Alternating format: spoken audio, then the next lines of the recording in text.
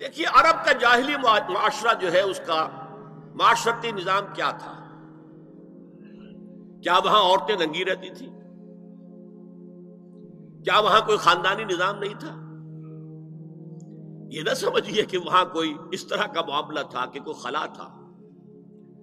Number ایک، ان کا قبائلی نظام بہت مضبوط تھا، اور جب قبائلی نظام مضبوط ہوتا تو خاندانی نظام بہت مستحکم ہوتا۔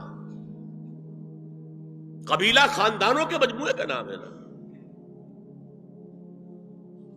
نمبر دو، شرفاء کی جو خواتین ہوتی تھی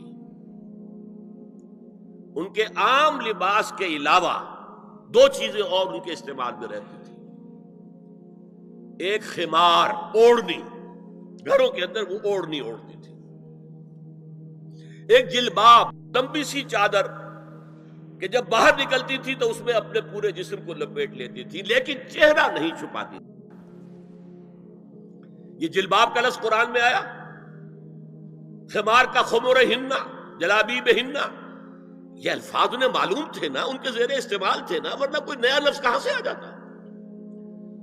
تو جلباب اور خمار ان کے لباس کا حصہ تھا، گھر میں اوڑھنی، اور باہر نکلے تو ایک بڑی چادر میں اپنے آپ کو لپیٹ لے، لیکن چہرہ نہیں چھپانا، سر کے اوپر بھی ضروری نہیں ہے کہ کچھ ہے ہو۔ البتہ نہ گھر کے اندر کوئی مخلوط اجتماعات کی کوئی پابندی تھی، مرد ہیں عورتیں ساتھ ہیں، بیٹھے باتیں ہو رہی ہیں، خوش گپیاں ہو رہی ہیں، کھانا کھا رہے ہیں ساتھ مل کر، جیسے آج ویسٹ میں ہے۔ اور نہ ہی اور باہر جو ہے کوئی مخلوط جو ان کے اجتماعات تھے ان کے اوپر کوئی پابندی تھی، ایک جو ہے مخلوط معاشرہ تھا۔ لیکن نمبر تین، وہاں ایک طبقہ تھا کنیزوں کا، کنیزیں، باندیاں، عام خادمائیں، انہیں جاریات بھی کہہ دیتے تھے، چھوکریاں۔ ان کا جو ہے معاملہ یہ تھا کہ ان کے لیے نہ کوئی جلباب تھی، نہ کوئی خمار تھا، یہ ننگے سر، ننگے منہ، چہرہ کھلا ہوا آتی تھی۔ لباس کے بھی کوئی بہت زیادہ ان کے کوڈ نہیں تھے۔ بے پردگی، عریانی، بے حیائی اور بے شرمی، یہ سب ان میں تھا۔ یہاں تک کہ ان کے آقا ان سے پروسٹیٹیوشن بھی کرواتے تھے، جس کو کہ روکا ہے قرآن نے آ کر سورہ نور کے اندر۔ ذریعہ بناتے تھے آمدنی کا، میری کنیز ہے، کوئی اسے استعمال کرے، پیسے دے، کمائی ہے نا اس کی، میرے پاس آئے گی، میری کنیز۔ تو یہ پروسٹیٹیوشن، قحبہ گری جو ہے، یہ بھی ان کے اندر عام تھی۔ تو یہ دو طبقے ہو گئے، شرفاء کی خواتین اور یہ عام چھوکریاں، خادمائیں، باندیاں، کنیزیں، جاریات۔ اور ان سے چھیڑ چھاڑ کرنے کا لوگوں کو حق تھا۔ وہ بازار میں نکلی ہے تو وہ چھیڑے گا، کیونکہ وہ تو ان کا معاملہ یہ ہے۔ پروسٹیٹیوشن کے لیے بھی جب آمادہ ہے، یا ایک ہے معاملہ چل رہا ہے پروسٹیٹیوشن کا بھی، تو چھیڑ چھاڑ کے اندر تو کوئی بھی رکاوٹ ہے ہی نہیں۔ اس پس منظر میں دیکھیے اسلام نے جو معاشرتی چینجز کی ہیں، جو معاشرتی اصلاحات کی ہیں، ان کے ہدف کیا ہے؟ پہلا ہدف مضبوط خاندانی نظام۔ یہ خاندانی نظام شروع ہوتا ہے ایک مرد اور ایک عورت کے درمیان ازدواج سے، اور وہاں نکاح ہوتا تھا۔